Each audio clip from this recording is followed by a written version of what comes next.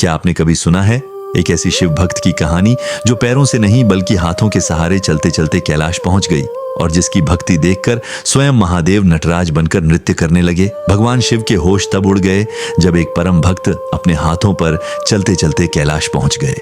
उसकी अटूट भक्ति से प्रसन्न होकर भगवान शिव ने उसी के लिए नटराज रूप में तांडव नृत्य किया। यह कथा है महान शिव भक्त क्राइकल अमैयार की। तमिलनाडु के क्राइकल नगर में एक समृद्ध व्यापारी के घर जन्मी थी एक साधारण सी बालिका पुनीतावती।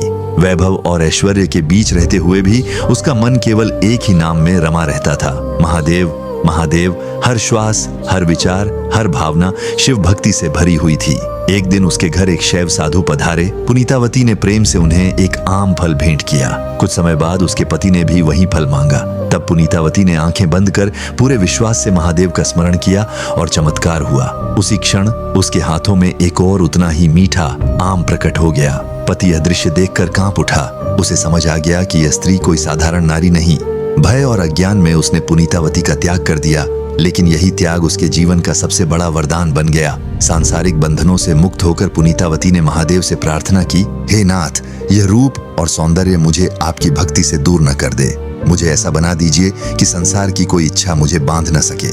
महादेव ने उसकी करुण पुकार सुनी और उसे एक अद्भुत दिव्य रूप प्रदान किया। इसी रूप में वह संसार में विख्यात हुई क्राइकल अमैयार के नाम से। अब उनका एक ही लक्ष्य था, कैलाश पर्वत। लेकिन उन्हें लगा कि जिस भूमि पर स्वयं शिव विचरते हैं उसे पैरों से स्पर्श करना भी अपराध होगा।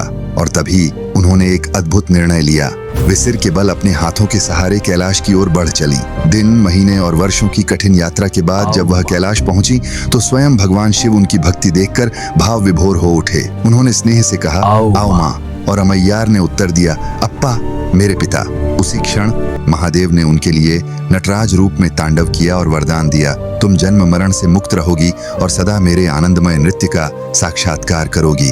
आज भी उनके रचे भक्ति गीत शिव भक्तों के हृदय को गहराई से स्पर्श करते हैं।